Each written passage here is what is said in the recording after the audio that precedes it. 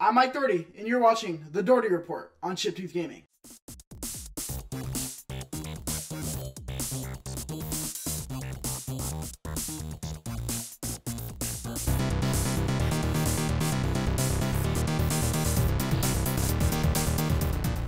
What is up, players? Welcome to the Doherty Report, the nerdy news show for Chiptooth Gaming. The show where we go out and get all the nerdy news of the day and bring it to you right here so you don't have to go scour the internet, the IGNs, the GameSpots, the Kotakus, reading all these articles, trying to find out what's going on and staying up to date. I also like to sprinkle just a little taste, a little sprinkle of my opinion in there. This week in news, there's not a lot of news, guys, but it's going to be a short one today, so strap in your feet bags, we're going for a ride. First piece of news is about E3. We got all the games in the world, baby. You know what else we got? Little ass jeans, baby. Ha-ha! Yeah, E3. Let's do this thing. George,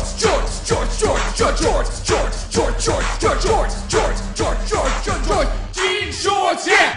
God, E3 news already. E3 is almost here, and I am so excited to see how these companies try to top each other this year. For those of you who don't know, E3 is actually open to the public for the first time since I think it's been in Santa Monica. That was the last time it was open to the public. That is a big deal because it's a lot more people in the same convention hall that was already packed. This leaves game journos scratching their head, really asking why they're doing this, and I think the answer is obvious, is they want to stay relevant. They want to become the next PAX. They want to become the next big gaming convention for the fans, not just for game journalism. So the big news is, in this next step of the evolution of E3, is E3 Coliseum. And basically what this is, it's for the fans. It's so fans can go and they have something to do other than wait in line and play a game that's not out yet. Because all the cool stuff at E3 is behind closed doors. So they need to give fans something more like PAXs do to go and do. So E3 Coliseum holds all the panels for fans and game journals alike if they want to go and write up on these panels. Essentially, Microsoft, Sony, Bethesda, Square Enix,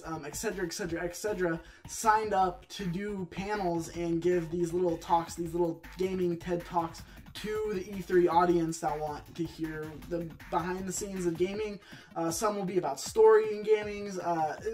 We've seen this at PlayStation Experiences in the past.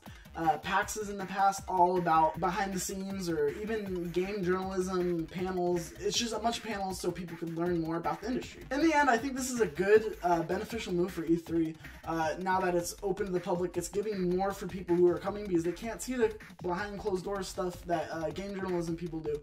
So it's really exciting to see this next evolution come about, and who knows, maybe you'll see Chiptooth Gaming Night. Call of Duty World War II news keeps rolling out ever since the announcement last week. And oh no, the horror! They put females in the multiplayer! It's not canon! It is just not canon! Females didn't fight in World War II. Why would we put females in a historical shooter? And to people who think like that, I say, go f yourself. You're playing a game that has a Nazi zombie mode, and you're okay with that. Call of Duty World War II is a game, not a history book. There's been some outrage actually about this, about them putting females into World War II setting of Call of Duty, the next Call of Duty coming out this year. And people were freaking out about it. I was kind of looking at it on Twitter, and because I saw an article on it on Kotaku, and I was like, is this really a thing people are upset about? Yes, there is a lot of people upset about this. And like I said, go yourself. This is stupid. And you know it. This is not, like I said, this is a game, not a history book. Why do you care? It's fiction. This is a multiplayer mode that 12-year-olds are going to call you horrible, horrible things and say they're going to do horrible, horrible things to your mom. Why do you care? This is not that big of a deal. It's not like it's in the story. And even if it was, again, who cares? It's fiction. The next piece of news, our friends over at IGN got the exclusive scoop on Darksiders 3.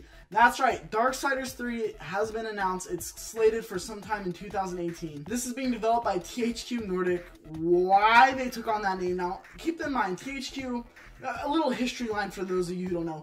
THQ came out. They're a big publisher. They publish awful games usually. They publish Darksiders, which is a beloved franchise by many, and then a lot of trash games like U-Draw and just garbage, or not even garbage necessarily, just middle tier games. THQ went bankrupt and went under, and they sold all their properties to a bunch of different developers and publishers.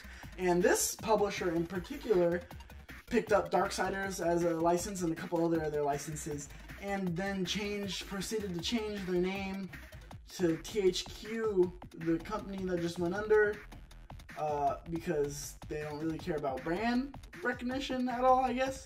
And they adapted the name, and they're putting out Darksiders. Now, again, this is a knock. This is just a weird thing to take on the name thing I'm hung up on. But this game actually looks pretty good. The combat looks a little boring, but I like the world that they're continuing to build on. Darksiders 2 I really liked as a game as a whole. I played it when they re-released it for the PS4 as the definitive edition. I like it. It looks fun. The gameplay, as you can see, just looks clean and crisp, and I like the characters, kind of the world building they're doing. Gameplay looks meh, and I'm intrigued, but it just looks like another God of War, just boring, like hack and slash, beat 'em up, not really a lot of diversity in the gameplay. I'm excited to see more. I hope they prove me wrong. But it's announced, it's out in the wild, and you can go check out IGN for all their coverage. And of course, it wouldn't be a Doherty Report without me covering every little detail of the Crash Bandicoot N-Sane Trilogy that's been coming out. And yes, I'm going to talk about Crash Bandicoot once again right here on the Doherty Report. New gameplay has been revealed to the Crash Bandicoot N-Sane Trilogy from Crash Bandicoot 2, actually. One of the darker levels, one of the more iconic levels in the series. Sooner or later, this guy basically plays it through, goes and gets all the gem, 100%s it. It's really interesting to watch again. I'm so excited for this game. I can't keep saying this, but it is unique to watch it evolve. I mean, look at the water in the game, and just the physics of that, and just how everything looks, how the crystal sail makes that sound when you pick it up.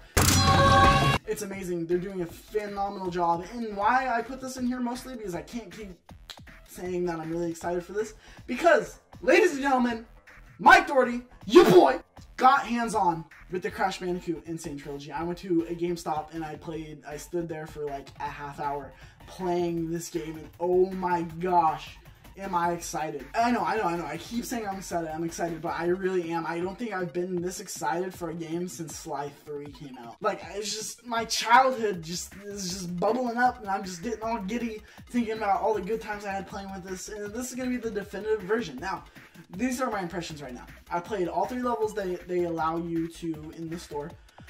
One of them's the first level on Crash Bandicoot 1, the other one is Hang 8 on Crash Bandicoot 2, and the last one is Heavy Machinery on Crash 1. So you got easy, medium, and hard, and I played in that order. And let me just say, it feels weird. It feels, there is something off about these games because they are tuning the mechanics as they are making the game, which is well needed in these kind of games. The jump is weird. The jump, they tweaked it ever so slightly that it feels weird, because I used to be able to speedrun these games as kids and just breeze through them. I could probably beat Crash 2 in under 3 hours, maybe even less.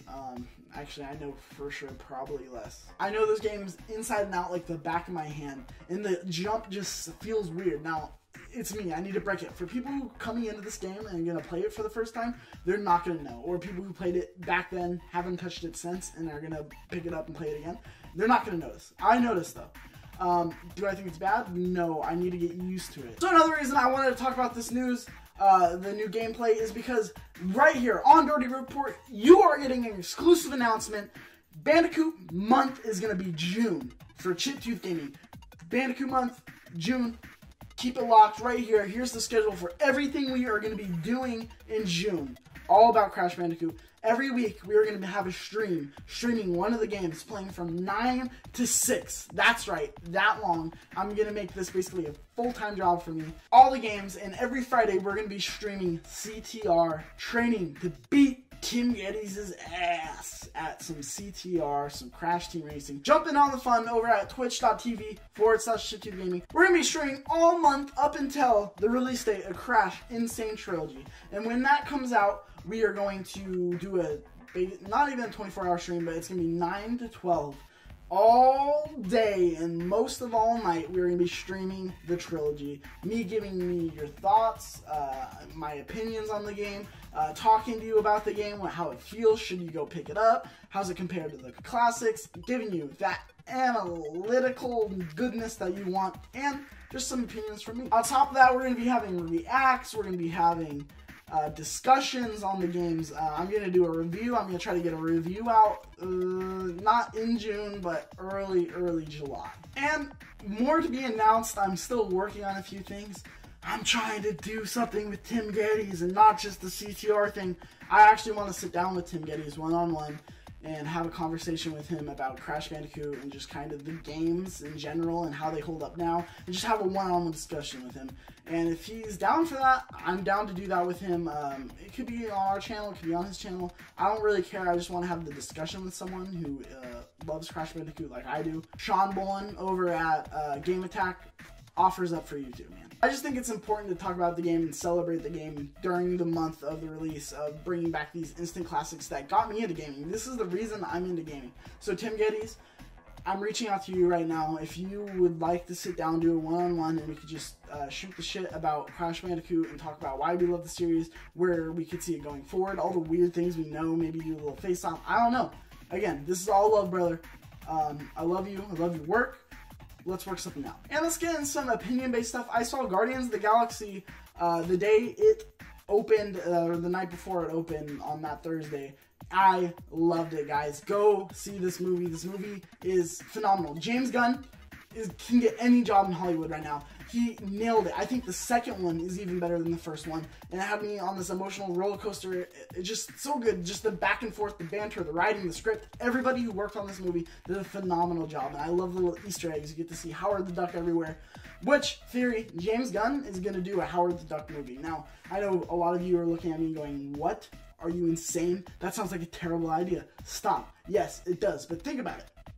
James Gunn directs a Howard the Duck movie, which is basically James Bond in duck form. I think that would be awesome, and I think we're going to see it. I think that's why he keeps putting it in his movies, because he keeps putting Howard the Duck in his movies in more prominent roles, and frankly, I see it coming down the hatch, Marvel giving him the okay to go ahead and do a Howard the Duck movie. DC just has a weird habit of putting him in the movies, and it's not like Marvel's strong-arming him, making him put it in his movies. Other than that weird side tirade I just went on, go see it. It's not like, what I like about the movie, it's not like the world is ending, like, this is unbelievable, New York City's getting blown up again for the 9th time in the Marvel Cinematic Universe. But it's actually just a smaller side story, and it's more of a personal story of Starkiller and what he's going through, and Gamora, and just the chemistry. It builds on things that you didn't necessarily think you wanted more of, but it gives you it and you enjoy it. Go see the movie. And lastly, for the Doherty Report, let's get into some shameless plugs. Go support my friends over at Game Attack. Game Attack right here. They just announced this week that they went independent. Now, what's this mean? They were partnered with Rooster Teeth. For those of you who don't know, Rooster Teeth is just this giant production company that's full of nerds like me making internet content, internet video. And they were a part of it. They were originally part of Screw Attack. The founder of Screw Attack, Craig, is actually branched off and did this Game Attack, and they were part of Rooster Teeth.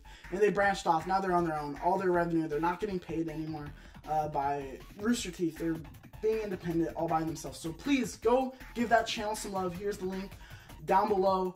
They are awesome. They are hilarious people, good people. Go subscribe. Even if you aren't really sure you're interested in that content, go subscribe. Something might catch your eye. They need the support right now. And lastly, probably my favorite thing on the internet right now, the Mario Brothers rap.